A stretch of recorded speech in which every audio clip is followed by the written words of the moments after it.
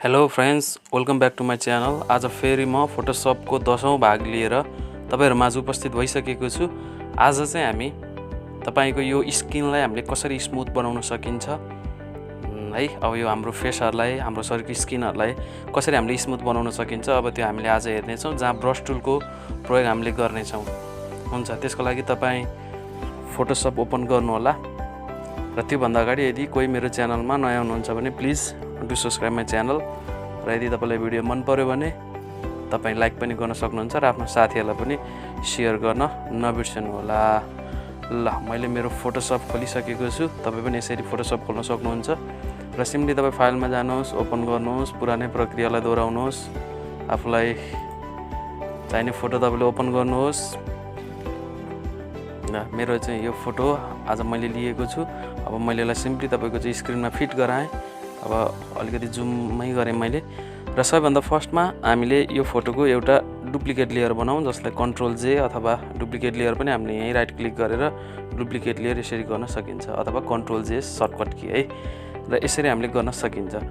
अब हामी यो पछि अब हामी सिधै कहाँ जान्छौँ त भन्दा फिल्टरमा जान्छौँ। फिल्टरमा गइसकेपछि तपाई ब्लरलाई चुज गर्नुहोस्। ब्लरबाट यहाँ हामीसँग धेरै अप्सन्सहरू छ, त्यो मध्येबाट गसियन ब्लर तपाईले चुज गर्नु होला। र यो गसियन ब्लर चुज गरिसकेपछि तपाईको यस्तो देखाउँछ र आफ्नो फेसलाई इन्डिकेट गर्नु होला। र यसले चाहिँ के गर्छ भन्दा ब्लर गर्ने काम गरिरहेछ। अहिले यहाँ तपाईले यतापट्टि प्रिभ्यू पनि देख्नु भएको छ हैन। अब हामीले चाहिँ यो एन्ड्रोइड फोनहरुबाट खिचेको अथवा मोबाइलबाट खिचेको फोटोहरुमा चाहिँ हामीले एभरेज यो 4.3 अब आफ्नो इमेजको अनुसार है, आफ्नो अब मैले चाहिँ 4.3 मैले यसरी राखेको छु। अब DSLRहरुकोबाट चाहिँ हो भने हामीले 5, 6, 7 सम्म पनि राख्न सकिन्छ। अब एनीवे त्यो केही समस्या कुरो भएन र तपाईहरु सिम्पली ओके थिचिदिनु होला। र ओके थिचिसकेपछि तपाईहरु एउटा यसको चाहिँ के मार्क्स तयार गर्नु होला है। त्यसको लागि हामी यहाँ जाउँ हैन, एउटा लेयर मार्क्स हामीले गरौँ र मेरो यहाँ एउटा तपाईको मार्क्स तयार भइसकेको छ है। अनि त्यो पछि तपाईहरु सिम्पली कहाँ जान सक्नुहुन्छ भन्दाखेरि एउटा व्हाइट हेरौँ है, व्हाइट चुज गर्नुपर्छ है।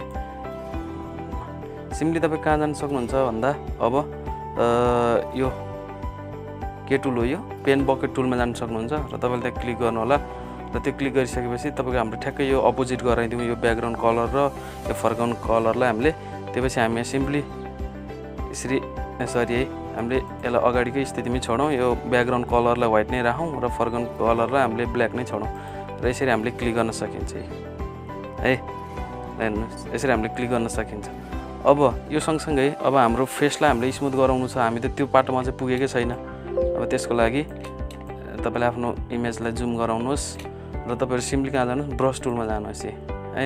ब्रश टुलमा गइसकेपछि तपाईले ब्रशको ओपेसिटी तपाईको चाहिँ 40, 42 अथवा 35 to 40 सम्म राख्न सक्नुहुन्छ। फ्लोलाई पनि तपाईले त्यसकै रेन्जमा राख्न सक्नुहुन्छ। अब मैले चाहिँ आफ्नो फोटो अनुसार मैले यति राखेको छु। तपाईले यसलाई बढाउने घटाउने गर्न सक्नुहुन्छ आफ्नो फोटोको तपाईको चाहिँ क्वालिटी अनुसार है। र मैले सिम्पली जुम गरेँ र यही हो, बिग ब्र्याकेटले को चाहिँ लेफ्ट साइडबाट घटाउने र अर्को चाहिँ राइट साइडबाट तपाईको चाहिँ यो साइज बढ्ने हो। र ब्रश टुलमा गएँ र यसलाई मैले ठ्याक्कै उल्टो गरिदिएँ है। ब्ल्याक कलरलाई चाहिँ ब्याकग्राउन्ड कलर गरिदिएँ र व्हाइटलाई चाहिँ मैले फरग्राउन्ड कलर गरिदिएँ। अब हामी सिम्पली के गर्न सकिन्छ, तपाईको चाहिँ मजाले अब यो हामीले यो ब्रश टुललाई यसरी खेलाउन सकिन्छ। हामी अहिले आफ्टर बिफोर पनि हेर्नेछौँ है। अहिले हेर्दा केही चेन्ज नभएको जस्तो देखिन्छ, तर यसले ब्रश टुलले गर्न पर्ने काम गरिरहेको छ।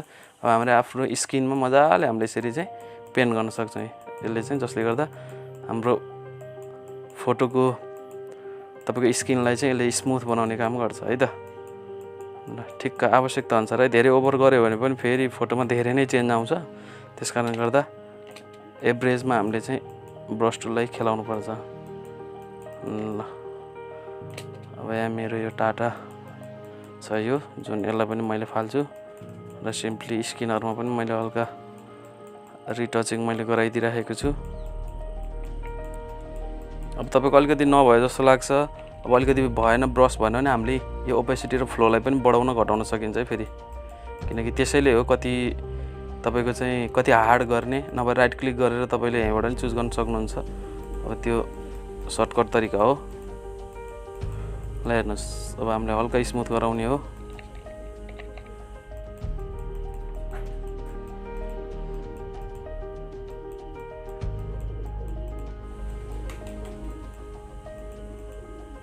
यो आँखाको यो कालो कालो पार्टहरुमा पनि हामीले गर्न सक्छौं र सिम्पली शिफ्ट थिचेर हामी यसरी ड्र्याग गर्न सक्छौं अब यो घाँटी भन्दा तल यसलाई त अलि ठुलै बनाम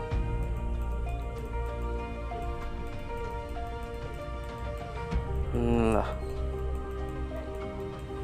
अब हामीले रिटच गर्ने भनेकै तपाईको स्मुथ गराउने भनेकै स्किनलाई हो अब यो कपडाहरुलाई खासै त्यति जरुरत पर्दैन ओके ल अब यसको फाइनल आउटपुट हेरौँ है त त्यसको लागि हामीले यो डुप्लिकेट लेयर गरेकै यसकै लागि हो के लास्टमा हामीले कम्पेरिजन गर्न पर्ने हुन्छ फोटोलाई हैन हाम्रो पहिला चाहिँ बिफोरमा हाम्रो कस्तो थियो हामीले सुरुमा हाम्रो फोटो र तपाईको चाहिँ एडिट भइसकेपछि यो फोटोमा कति चेन्ज आयो भनेर हेर्नको लागि हामीले प्राय डुप्लिकेट लेयर गरिन्छ प्राय फोटोसपमा सबै फोटोहरु एडिट गर्नुभन्दा अगाडि ल अब एकचोटी आफ्टर बिफोर हेरौँ है त ल हेर्नुस् मेरो पहिला यस्तो थियो तपाईहरु आँखाको तलहरु हेर्न सक्नुहुन्छ त्यो रिंकल्सहरु जस्तो अब त्यो अलिकति त्यो कालो धब्बाहरु त्यो टाटाहरु त्यो दागहरु त्यहाँ देखिएको थियो पहिला मेरो फोटोमा अहिले एडिट भइसकेपछि स्किन स्मुथ भइसकेको हेर्नुस् है सरी ल हेर्नुस् यो बिफोर अहिले हामीले यो एडिट गरिसकेपछि बिफोर हेर्नुस् तपाईको आँखाहरुमा तपाईको छालाहरु यता साइडमा त हाँस्दाखेरि बनेको त्यो उहरुलाई है त्यो सबै गइसकेको छ है अझै अब यसरी हेर्दै जाँदा कतै अझ चेन्ज गर्न पर्ने जस्तो लाग्यो नि तपाई मजाले ब्रश टुललाई खेलाउन सक्नुहुन्छ ल यो चाहिँ हाम्रो फाइनल आउटपुट हो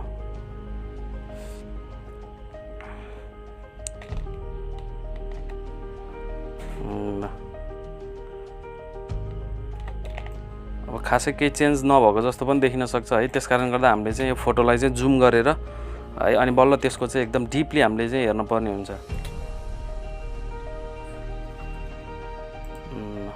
बिफोर आफ्टर ल थोरै यता स्लाइड गरेर हेरौँ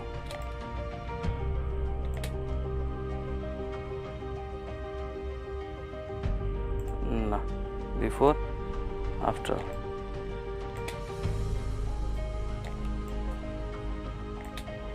ल हुन्छ साथीहरु आजको लागि यति नै है मैले छोटो अनि एकदम सजिलो तरिकाबाट तपाईलाई सिकाएको छु तपाईहरुले पनि आफ्नो फोटोलाई यसरी नै तपाईले प्र्याक्टिस गर्न सक्नुहुन्छ यसरी नै एडिट गरेर हेर्न सक्नुहुन्छ पक्कै पनि यो सिस्टमले तपाईको राम्रो काम गर्छ है अब हामीले अरु धेरै तरिकाहरुबाट पनि स्किन रिटचिङ गर्न सकिन्छ तर सबैभन्दा सजिलो तरिका मलाई चाहिँ यही नै लागेको कारणले गर्दा मैले चाहिँ यसलाई तपाईहरु माझ मैले शेयर गरेको हो अब हामीले अरु तरिकाहरुबाट पनि गर्न सकिन्छ अब